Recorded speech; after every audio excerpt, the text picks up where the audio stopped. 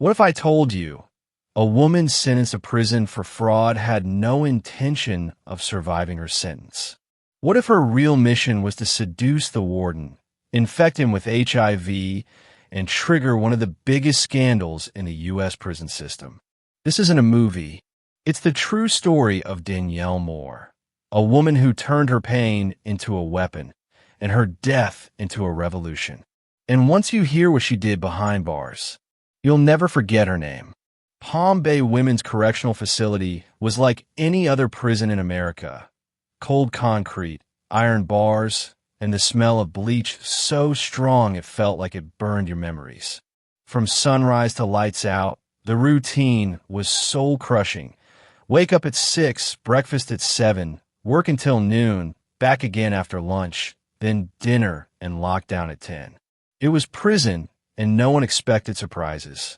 Until Danielle Moore arrived. She came in on a scorching July morning, 29 years old, wrists cuffed, lips silent, eyes like sharpened glass. The guards whispered. The inmates stared. Even heat seemed to pause when she stepped out of the transfer van. She wasn't the kind of woman you forgot. Tall, graceful, her jet black hair pulled back into a strict ponytail, revealing high cheekbones and a quiet rage tucked beneath flawless skin. She carried a small duffel bag, walked with posture too perfect for a prisoner, and didn't flinch when Officer Sanderdine barked, "You'll be in cell B12. Keep your head down and follow the rules, and maybe you'll make it to parole." Danielle didn't blink. She nodded once and followed. Inside cell B12 sat a weathered woman with tangled curls and tired eyes. Monica James, age 36, doing 5 years for distributing prescription pills. She looked Danielle over like sizing up Storm. "Top bunk's mine," Monica said. "Fine by me," Danielle replied, placing her bag on the lower one. There was a moment of silence between them. Heavy. Electric. "Where are you from?" "Alabama." Monica raised an eyebrow. "What did you do?" Danielle smiled faintly. "Conflict of interest with some powerful people." She said it like a woman who had nothing left to lose. That night, while the rest of the cell block roared with laughter and TV static, Danielle lay staring at the ceiling, wide awake. She wasn't here just to serve time. No, she had a plan. And this prison, this cold, gray hellhole, was exactly where she needed to be. The next morning, Danielle learned the rhythm of prison life. Roll call, chow hall, yard time, and endless stares from inmates trying to figure out who the new girl really was. But Danielle didn't flinch. She watched. She listened. She waited. By the third day, she knew who was really in charge. And it wasn't the warden on paper. Warden Raymond Whitaker was a man in his mid-40s. Gray at the temples, tailored uniforms. Always carried himself like he belonged on a podium. Some called him strict but fair. Others whispered stories, quiet ones, about how he favored certain inmates, about what happened to those who said no. No one dared speak his name above a whisper unless they wanted trouble. Danielle smiled to herself. Perfect, she thought. She wasn't interested in freedom. She didn't care about good behavior or getting out early. Her goal was simple. Get close to the man in charge. Break him. The same way her life had been broken years ago on a dirt road outside Montgomery. But that part of the story, the reason she was really here, would have to wait. For now, she needed allies, information, opportunity, and maybe, just maybe, a key to the library. It didn't take long for Danielle to get what she wanted. By the 5th day, her name appeared on the transfer board. Moore, report to Warden Whitaker's office. Now, the guard didn't offer an explanation, just a nod toward the admin wing. Danielle stood up from her spot in the mess hall, wiped her hands, and walked with the same quiet confidence she carried since the day she arrived. The hallway to the warden's office was sterile and silent. It smelled like old paper, bleach, and something colder. Power. Real power. The kind that didn't shout, only whispered behind locked doors. When Danielle entered, Warden Raymond Whitaker didn't even look up at first. He sat behind a heavy oak desk, flipping through a thin file labeled Demore. Behind him, a framed photo of a woman and two teenage boys smiled from a shelf. "Family man." "Sit," he said. Danielle sat. "You have an interesting file," he said without emotion. "Forgery, wire fraud, identity theft. 7 years. Transferred out of Alabama after disciplinary conflicts." He finally looked up, and their eyes locked. That moment held electricity. Whitaker blinked first. "You're educated," he said. "I see college credits here.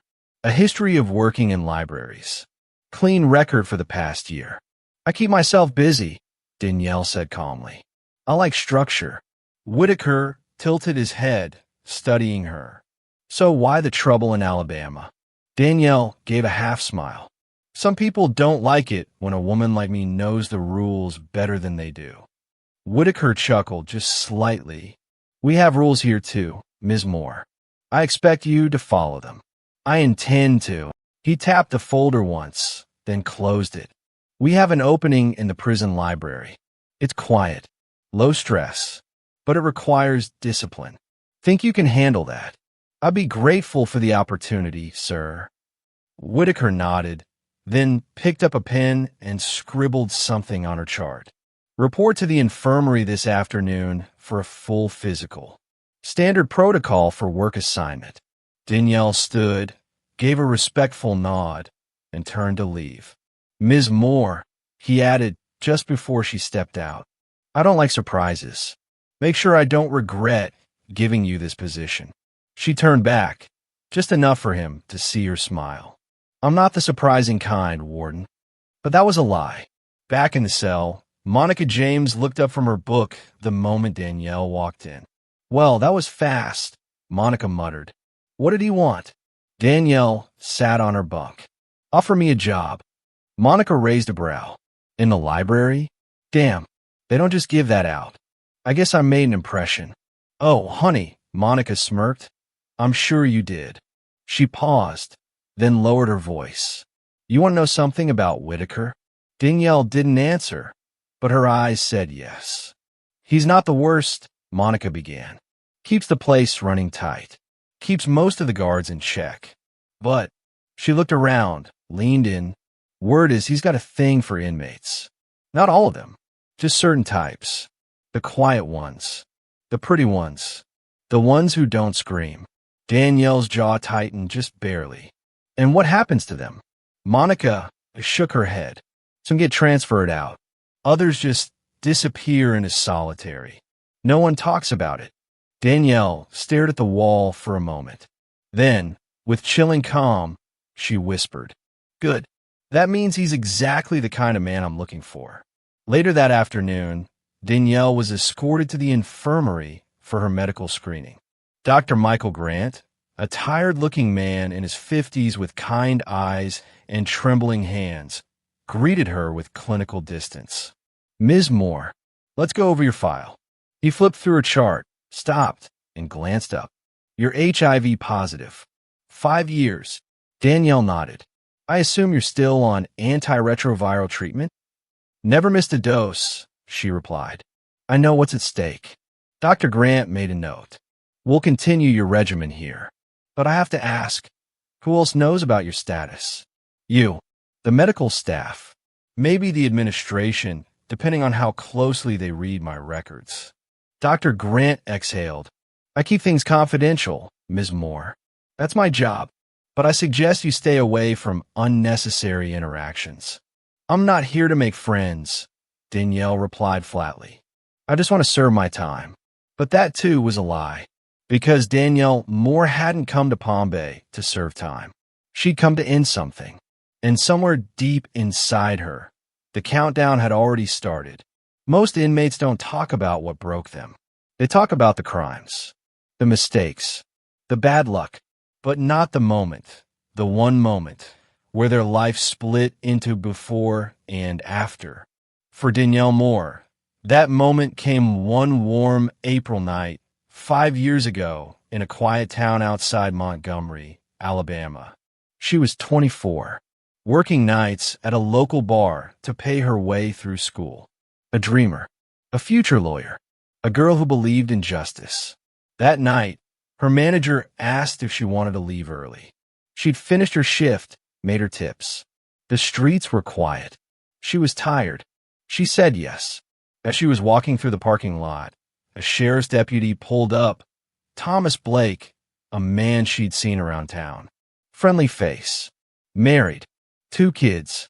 Known in the community. "Let me give you a ride home," he said. Danielle smiled politely. "No, I'm good. It's just a few blocks." He insisted. She refused. Then he said something that made her stomach twist.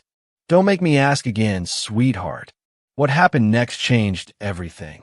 The ride wasn't to her apartment. It was to a dirt road. Isolated. Silent. The kind of place no one hears you scream. She fought. She cried. He laughed. And when it was over, he zipped up his uniform and told her, "No one's going to believe you over me." He was right. When Danielle went to the hospital, when she reported the assault, when she named him, they turned on her. Her reputation was dragged through the mud. Photos from her bar job were used against her. She was accused of trying to ruin a respected officer's career. Worse, 3 months later, she tested positive for HIV. When she tried to press charges, she received a warning, disguised as advice. "Drop it, Miss Moore, or you'll be the one in trouble." Her scholarship was revoked. The law school withdrew her admission.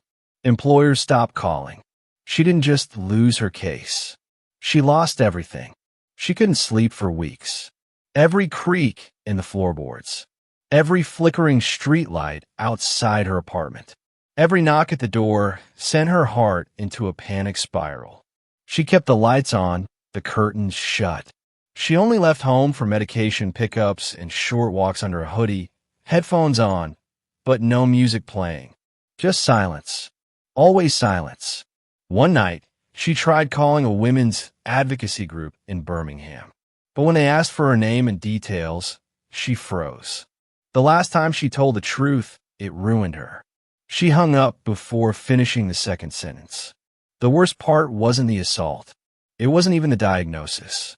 It was the disbelief, the sideways glances, the cruel comments from people she once called friends, the headlines that labeled her a liar, a troublemaker, an opportunist. Her old law professor, the one who once praised her as a future reformer, emailed her once. "I'm deeply disappointed, Danielle. This isn't the way to fight injustice." Disappointed. She stared at that word for hours. It was the same week she lost her scholarship. Same week her phone stopped ringing with interview offers. Same week she stood in her apartment bathroom, staring at a bottle of sleeping pills. She had a choice that night. She could disappear forever, or she could burn the whole system down. And just before she unscrewed the cap, a line from one of her textbooks surfaced in her mind. "When justice fails, vengeance becomes methodical." That was the night she picked up a pen and wrote 3 names in her notebook. Thomas Blake, the DA who dropped her case. The warden of Montgomery County Jail who denied her protective custody. Not as a hit list, as objectives. She wouldn't use a gun. She wouldn't use threats. She'd use the one thing they always underestimated in women like her. Patience. For months, Danielle stayed quiet. Then, something inside her snapped. If the system wouldn't deliver justice, she'd take it into her own hands. She started small, fake IDs, stolen credit cards, then moved on to elaborate scams, forging identities, exploiting legal loopholes, draining accounts of men who thought they were untouchable. Not for money, not for power, for control.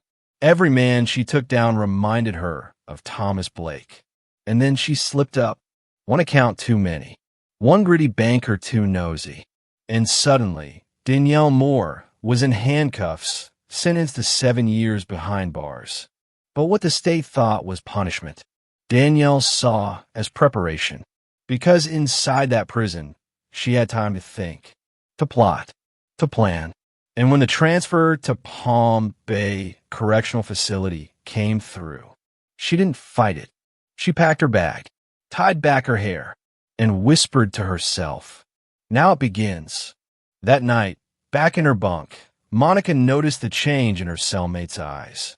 "Bad memories?" she asked. Danielle didn't respond right away. Then, in a low voice, she said, "I'm not here to survive prison. I'm here to finish something." Monica didn't ask what, but she slept a little less soundly that night. The library at Palm Bay Women's Correctional Facility wasn't much, just a small, dusty room with metal bookshelves and flickering fluorescent lights. But for Danielle Moore, it was perfect. It was quiet. It was private. And most importantly, it was hers. By the end of her first week, Danielle had already reorganized the entire catalog system. She labeled every shelf, repaired damaged books, and even started a handwritten ledger to track checkouts. The other inmates stayed out of her way. The guards didn't bother her. It didn't take long for word to reach the top. One morning, as Danielle was restocking the legal section, she heard footsteps behind her, measured, confident, heavy boots on linoleum. She didn't have to turn around. Warden Raymond Whitaker. "Miss Moore," he said, his voice echoing softly. Danielle looked up, her face composed, her tone respectful. "Good morning, Warden. I've been hearing good things," he said, walking the aisle slowly, brushing his fingers across the spines of law books. "Officer Dean tells me you've turned this place around." "I like order," Danielle replied. "It helps the mind stay sharp." Whitaker chuckled. "You remind me of someone I knew in college. She was always 2 steps ahead of everyone. It was intimidating. Smart women tend to be." Their eyes met. Briefly, something passed between them. Not warmth, not trust, recognition. 2 people used to hiding behind masks. From that day on, the visit started. At first, Whitaker would stop by once or twice a week, under the pretense of checking on the library. He'd ask about book donations, inmate behavior, suggestions for improvement. But then he started asking about her. "What did you read before all this? Why law school? What went wrong?" Danielle always answered with just enough truth to keep him interested, but never enough to give herself away. "I believed in justice," she said one afternoon, "until I learned who controls it." Whitaker nodded slowly. "Yeah, life doesn't always work the way we think it will." Danielle leaned forward slightly, her voice soft. "Sometimes it takes falling apart to see who we really are." And just like that, she hooked him. Back in the cell that night, Monica James stared at her, arms crossed. "He's in deep," she said. "I've seen that look before. You've got him wrapped." Danielle sat on her bunk, peeling an orange. "Not yet. Oh, please." The man spent 2 hours in the library yesterday, talking about jazz and fishing. He forgot he runs a damn prison. Danielle smiled faintly. "You don't catch a predator by chasing him. You let him get comfortable." Monica frowned. "And what happens when he realizes he's the one in the trap?" Danielle's eyes were cold, detached. "By then, it'll be too late." That night, after lights out, the cell was quiet, except for the slow ticking of the wall fan and Monica's restless shifting on the top bunk.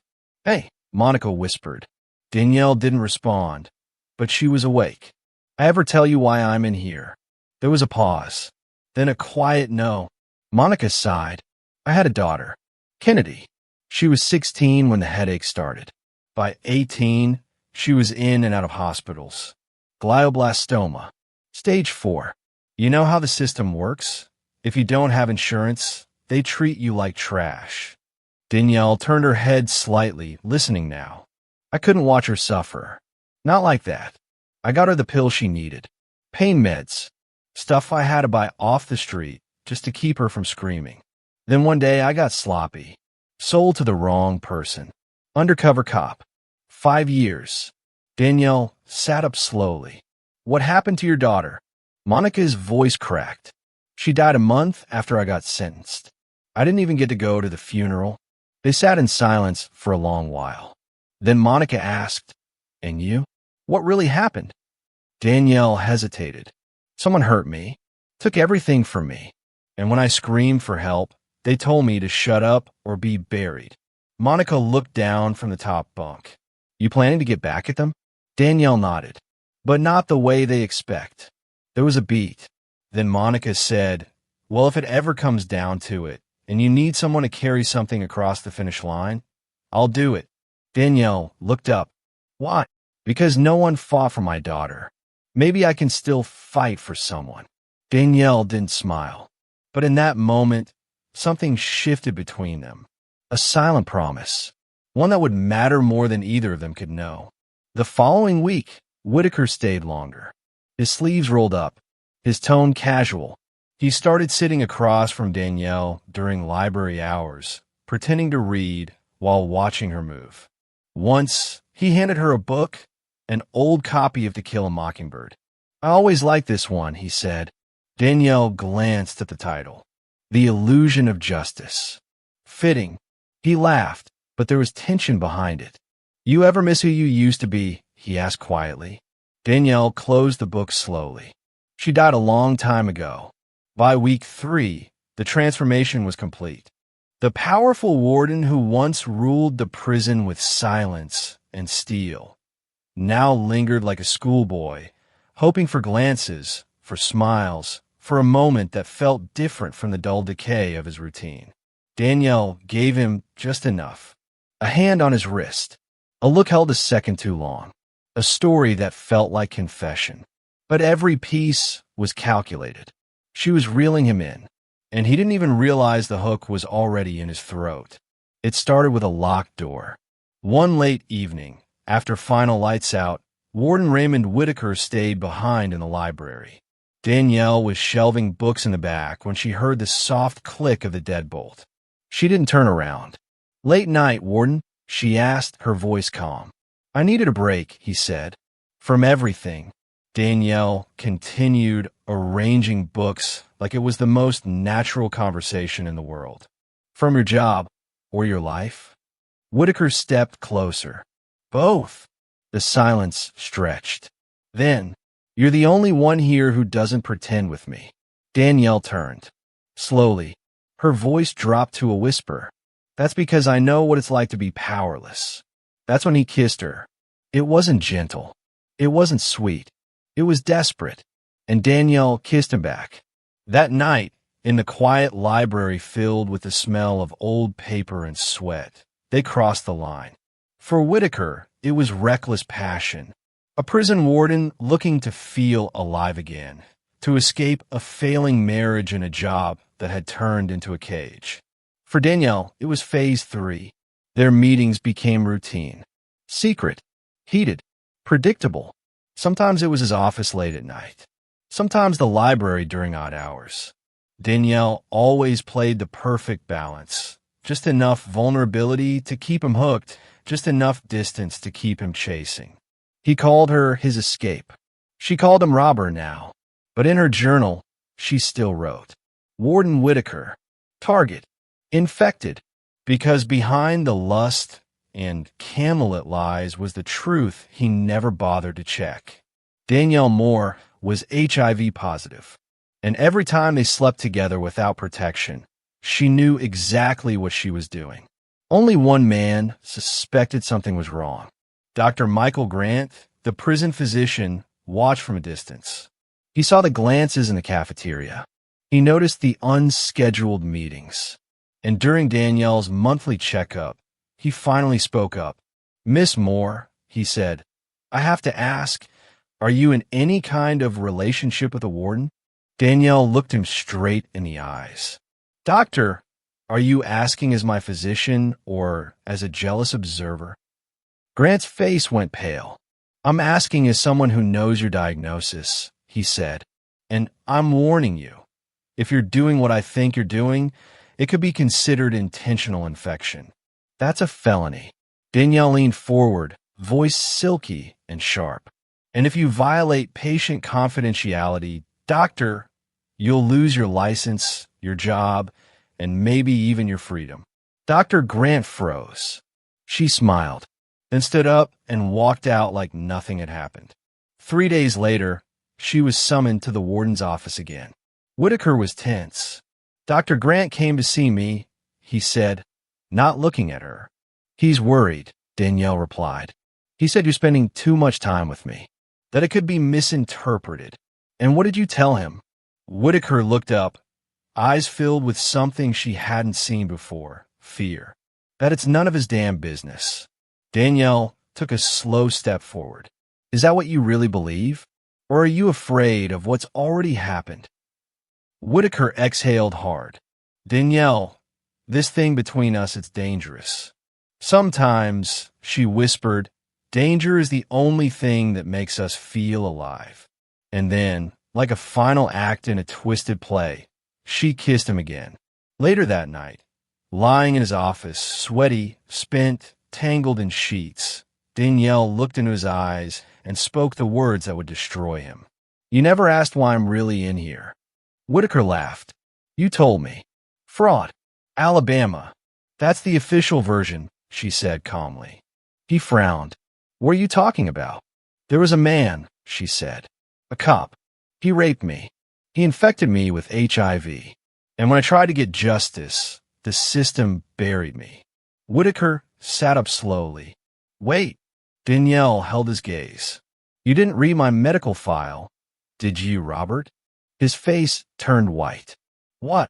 She said it calmly, clearly, coldly. I'm HIV positive. And now, you probably are too. For a moment, silence. Then came the explosion. Whitaker threw the sheets off, stumbled backward, grabbed his clothes like they were burning. He didn't go home that night. Instead, he drove for hours, past the prison gates, past the neon-lit gas stations, past the long, lonely stretch of highway that didn't feel like freedom anymore. He checked into a dingy roadside motel under a false name, the same one he once used to book rooms for prison conferences. Funny, he thought, how lies have a way of circling back. At 3 a.m., he stood shirtless in front of the bathroom mirror, pale, sweating, eyes bloodshot. He opened his laptop, logged into a secure medical portal, and requested an emergency panel of tests from a private clinic. He didn't sleep, just waited, twitching, shaking, flipping between Danielle's face and his wife's last text message. You forgot to pick up Ethan from practice. Again, he stared at that name, Ethan, and felt bile crawl up his throat. His son, 15 years old. What would he say when this came out? By noon the next day, the results were in. He opened the email, hands trembling. Preliminary results. HIV reactive. Confirmation recommended. The screen blurred. He couldn't breathe. He dropped the laptop, sank to the motel floor, clawed at the carpet like he could dig his way out of this reality. Then the rage came. He threw the bedside lamp, smashed the mirror, tore the curtains from the window, screamed into the empty room until his voice gave out. But even louder than his screams was the memory of her voice. You didn't read my medical file, did you, Robert? He thought of nights in the library, the way she smiled without warmth, the careful way she let him touch her, the way she always said just enough. It wasn't seduction. It was warfare. She had studied him, and he, idiot that he was, had fallen straight into it. That evening, he returned home. The front door was locked. His wife's car gone. Inside, the kitchen was clean, too clean, like she had wiped him out of the house one bleach-scented wipe at a time. On the kitchen table, divorce papers. On the counter, a photo of their family from 5 years ago. All smiling, all untouched by scandal. He didn't cry. He just sat there, staring at it, until the sun went down. And in that moment, something inside him snapped. Not like Danielle's snap, quiet, strategic. His was messy, desperate, ruinous. Because now he understood something Danielle more had known for a long time. When the system turns on you, there is no rescue coming. You're lying. Danielle stood up, completely unbothered. Get tested. Though, I'm afraid it's too late. His voice cracked. You did this on purpose. Danielle smiled. Now you know how it feels to have your life stolen. He lunged, hands around her throat. She didn't fight. Kill me, she croaked. But think about what happens when the evidence comes out. The photos, the recordings, the letters. He froze. Her voice dropped to a whisper. You're already dead. You just don't know it yet. Danielle Moore always knew how her story would end. Not in parole, not in a transfer, and definitely not in freedom. No, her ending had been written the night she was forced into silence on that Alabama back road, when the law turned its back and justice was nothing more than a cruel illusion. Since that night, she wasn't living. She was calculating. And now, with Warden Raymond Whitaker infected and unraveling, the final chapter had begun. 3 nights after her confession, Danielle returned to her cell with blood on her neck.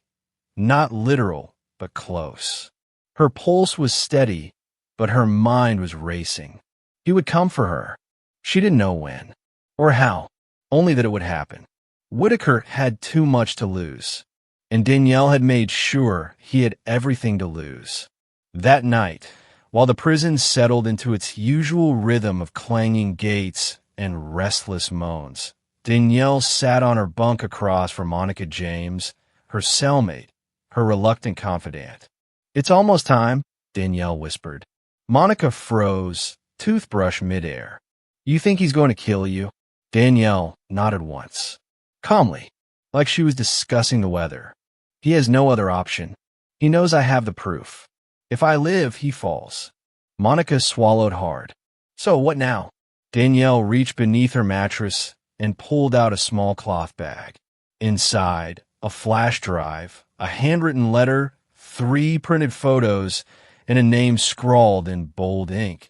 Detective Lauren West. You're going to send this, Danielle said. No, Danielle, don't say that. You promised. Monica's eyes welled up. I didn't promise to let you die. You promised to help expose the truth. Danielle leaned forward. Her voice dropped to a whisper. What we're doing here, it's bigger than me. Bigger than both of us. This prison needs to burn. The man who raped me needs to be put in chains. And Whitaker, he needs to pay. For the next few days, Danielle waited. She still worked in the library. She still met eyes with guards. She still ate her meals. But she no longer slept. Every night, she stared at the ceiling, waiting for the sound of keys, the voice calling her name, the moment she'd be led down the hallway for the last time. And Monica knew. She watched Danielle carefully. They barely spoke, until one evening, Danielle looked at her and said softly, almost tenderly, If I die, don't let them say I took my own life. Monica blinked. I won't. Say it. I won't. Danielle smiled. Good. Then we're even. It came on a Tuesday. Dinner had just ended. Inmates shuffled back to their cells. The sun dipped low behind the chain-link fence and razor wire. That's when the young guard approached. Nervous, sweating, eyes darting like he was doing something wrong. More. The warden wants to see you. Now. Monica stood up fast. It's almost lockdown. He doesn't call meetings at this hour. The guard avoided eye contact. He said it's urgent. Danielle turned to Monica. Their eyes locked. She didn't say goodbye. She didn't have to. Monica's lips trembled. Be careful. Danielle placed a hand on her shoulder. Everything will be fine. It was a lie, but it was a kind lie. The guard didn't take her through the main hallway. He led her through the utility wing, a part of the prison rarely used at night. The lights flickered. The air was thick. Danielle didn't ask questions. She already knew. When they reached the supply room, the guard opened the door and stepped aside. Inside stood Warden Whitaker, and beside him, Deputy Warden Charles Benton, a man whose cruelty was whispered about like a horror story. Leave us, Whitaker ordered. The young guard vanished like smoke. Danielle stepped inside. Mops, buckets, cleaning supplies, a noose. She exhaled through her nose, slow and steady. A closet? How poetic. Where's the evidence? Whitaker demanded, voice shaking. In a safe place, Danielle replied. You'll tell us where? Benton growled. Danielle raised an eyebrow. And if I don't? Benton stepped forward, holding the rope. You hang in your cell tonight. Another inmate finds you in the morning. Sad story. HIV, depression, suicide. Clean and simple. Danielle turned to Whitaker. His face was pale. His hands trembled. His eyes were filled with something that used to be humanity. You ruined me, he said. My wife left. My kids won't talk to me. My career is over. Good, Danielle said. Now you know what it feels like. Danielle took a step forward, slowly, unafraid. Tell me something, Robert. Was it worth it? He stared at her, confused. The affairs, the secrets, the silence. Was the power worth the cost? Whitaker's jaw clenched. I try to be fair. I try to run that place with order. You favored women who couldn't say no. He flinched. You exploited silence. You turned fear into routine. And when I arrived, you thought I was just another pretty inmate with a broken spirit. She leaned closer. But I was never yours to control. Whitaker's hands shook. You manipulated me. You let yourself be manipulated, Danielle said coldly. Because for the first time in your miserable little kingdom, someone saw you. And you thought that meant you were in control. She let the words hang in the air. Then she added, softer. But I knew what I was doing from day one. From the moment I shook your hand. Benton shifted awkwardly behind them, still holding the rope, but uncertain now. His fingers twitched, waiting for a command. Danielle turned to him. Tell me, Deputy, do you even know why he's really doing this? It's not to protect the system. It's not to save the prison. It's because he's terrified of the truth. She turned back to Whitaker, voice like sharpened glass. You're not here to silence me. You're here because I exposed you. Because I made you look in the mirror and see what you really are. Whitaker's face was pale with fury. You infected me. And you infected so many others, Danielle snapped. Not with disease. With fear. With rot. With apathy. Her breath slowed. Her voice steadied. You stole my life on behalf of a system that protects monsters. So I became one. But unlike you, I chose who to target. And I never touched an innocent soul. Whitaker took a step closer. You think you're some kind of martyr? Danielle gave a faint, haunted smile. No, I think I'm the reckoning. There was silence. Then Whitaker's voice cracked. You win. Is that what you want to hear? No, she said. I don't want to hear it. I want the world to see it. She nodded slightly toward the ceiling, where a faint red blinking light had just come to life. Benton followed her gaze, then gasped. What the hell? Danielle smiled. Didn't think I'd come in here without a backup plan, did you? Whitaker turned ghost white. You recorded this? I had friends in low places, she said, and just enough time in the library to make it work. She closed her eyes for a moment. Go ahead, Robert. Make it look like suicide. Hang me from the pipe. I'll be your scapegoat. But when that footage gets out, she opened her eyes again, locked on his. Your story ends exactly how mine began, with no one believing you. Whitaker lunged, grabbed her arms. Benton slipped the rope around her neck, and as it tightened, Danielle whispered her final words. This isn't the end, Robert. It's only the beginning. At sunrise, Danielle Moore was found hanging in her cell. The official story, suicide. The cause, HIV diagnosis. Depression, hopelessness. But Monica James knew better. She screamed when she saw the body. She fought the guards. She collapsed in the hallway. She was taken to the prison psychologist, who noted her unusual composure hours later.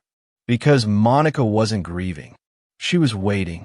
And 2 days later, she walked to the mailroom with a sealed envelope addressed to Detective Lauren West, Palm Bay Major Crimes Unit. Inside was a flash drive, a confession letter, and the beginning of something unstoppable. Detective Lauren West had seen a lot in her 12 years with the Palm Bay Major Crimes Unit.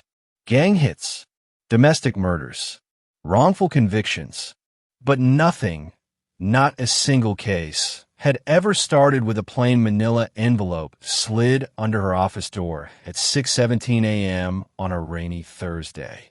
No return address, no fingerprints, only her name, typed in bold. Detective Lauren West, Palm Bay PD, Homicide Division. Inside, a flash drive, a handwritten letter, 3 photos, and a name she vaguely recognized from a suicide report just 2 days earlier. Danielle Moore. Lauren inserted the flash drive into her laptop and opened the first file. Audio recordings.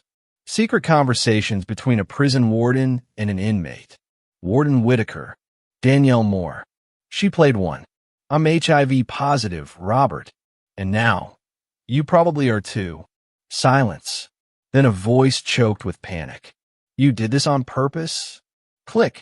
But it wasn't just the audio that shook her. It was the systemic silence behind it.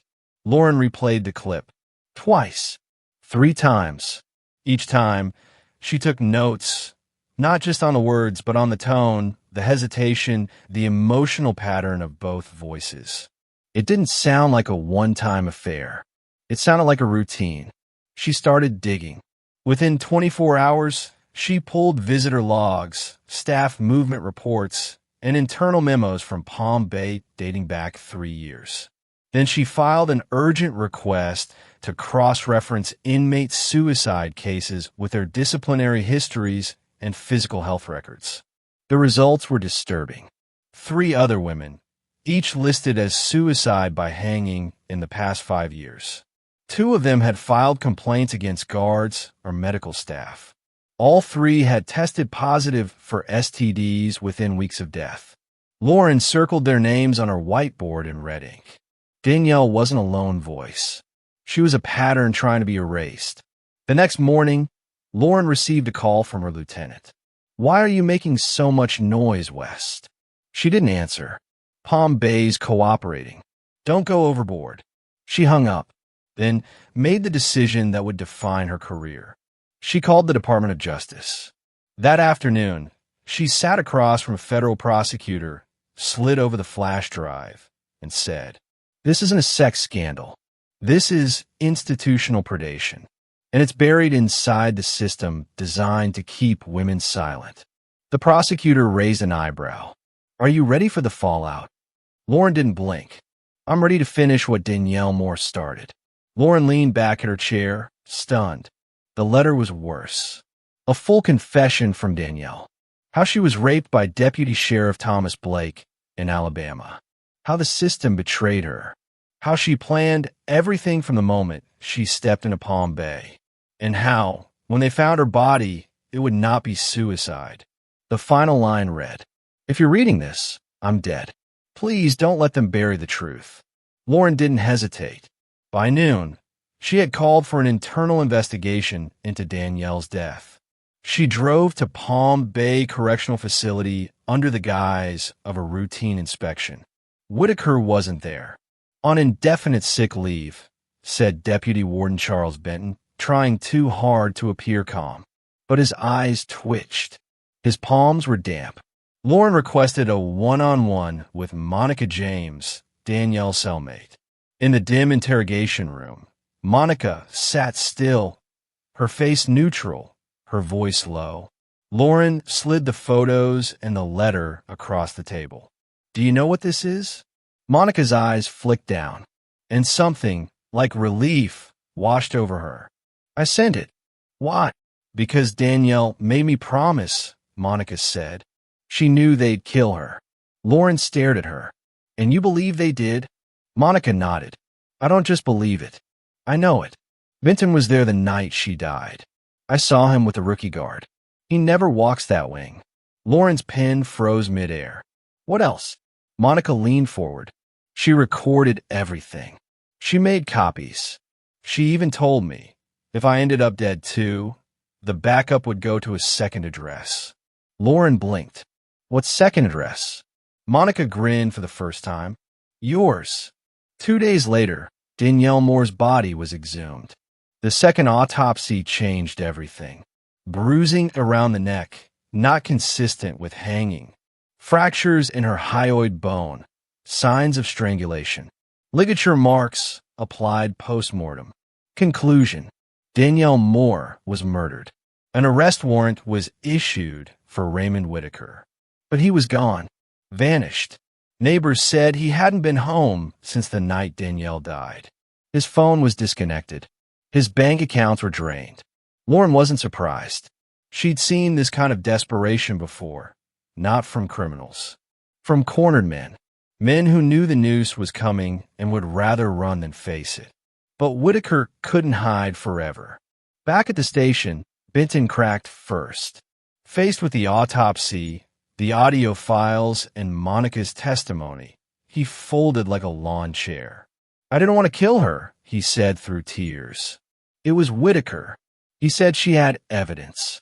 Said she'd ruin him. He was crying when he told me to help. Lauren didn't flinch.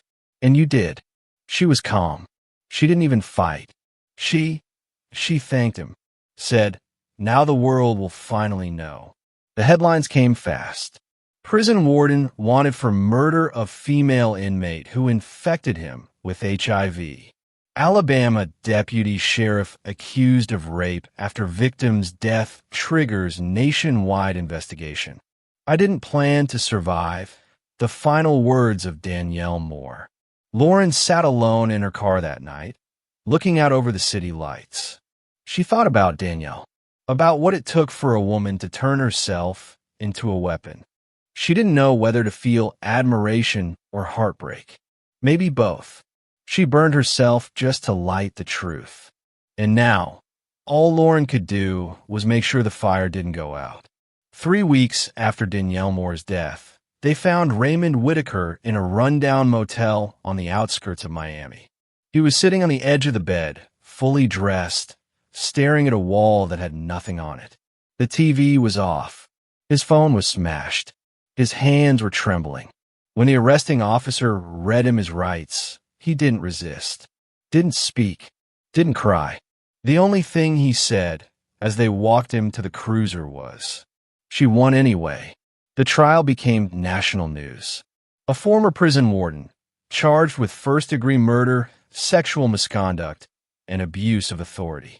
A deputy warden, Charles Benton, testifying as the star witness, shaking as he admitted his role in Danielle's death. At the center of it all, Danielle Moore, a name no one had heard before, now plastered across every headline in America. The woman who infected her abuser recorded every detail and died knowing that one envelope could take down the entire system. In Alabama, things unraveled fast. Detective Lauren West, armed with Danielle's documentation, opened an investigation into Deputy Sheriff Thomas Blake, the man who had raped Danielle at age 24. It didn't take long for others to come forward. 4 women, all with similar stories, all silenced. But this time, the system didn't look away. Blake was arrested, charged with rape, intentional transmission of a communicable disease, and abuse of power. He pleaded not guilty. He was denied bail. At Whitaker's trial, the prosecution played Danielle's recordings for the jury. Her voice filled the courtroom. I'm not doing this for revenge. I'm doing this because I know no one else will. The room was silent. Jurors wiped away tears. Even the judge looked shaken. Verdict, guilty. Sentence, life in prison without parole. Whitaker didn't speak when the sentence was read. He simply lowered his head, hands folded in his lap, the image of a man already spiritually dead. Charles Benton received 20 years in prison for conspiracy and obstruction of justice. Dr. Michael Grant, the prison doctor, testified willingly. He admitted he saw the signs, tried to warn both parties, and was ultimately ignored.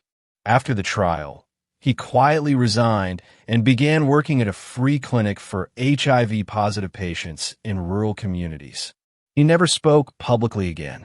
Monica James was released 2 years early. She gave one interview, a tearful segment on public radio, where she described Danielle as the smartest, saddest woman I've ever met. She didn't want to die, but she wasn't willing to live in a world where no one paid for what happened to her. After that, Monica disappeared from public life.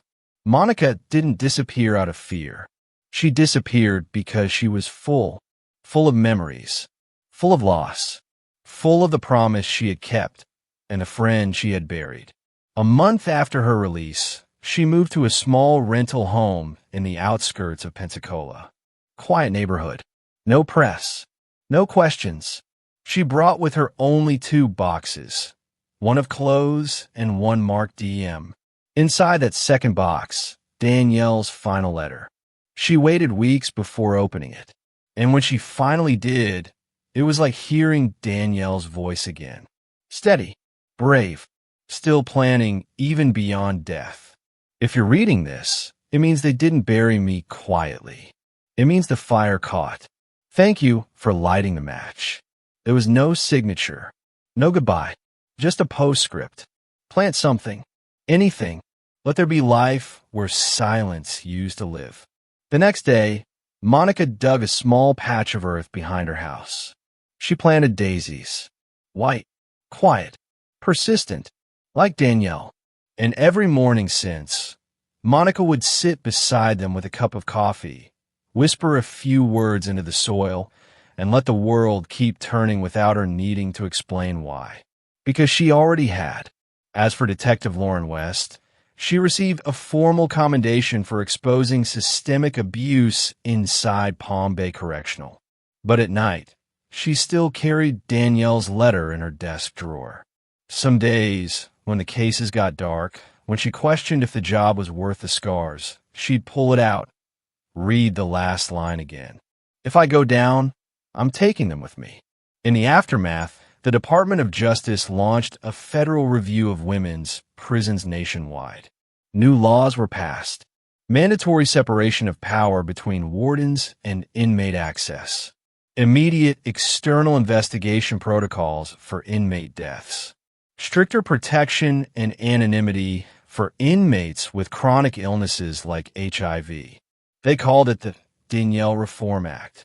Today, in a small cemetery in Palm Bay, there's a modest headstone. No dates, no titles, no legacy written in stone. Only one line, carved in black granite. Justice has been served. Danielle Moore didn't live to see it, but she forced the truth to surface. She held a mirror to a system that failed her. And in the end, she wasn't just another inmate. She became the voice no one could ignore. If this story moved you, shocked you, or left you thinking about justice in a whole new way, don't forget to like, subscribe, and turn on the notification bell. We share powerful true crime stories like this every single day, stories that deserve to be heard. Thanks for watching. See you in the next case.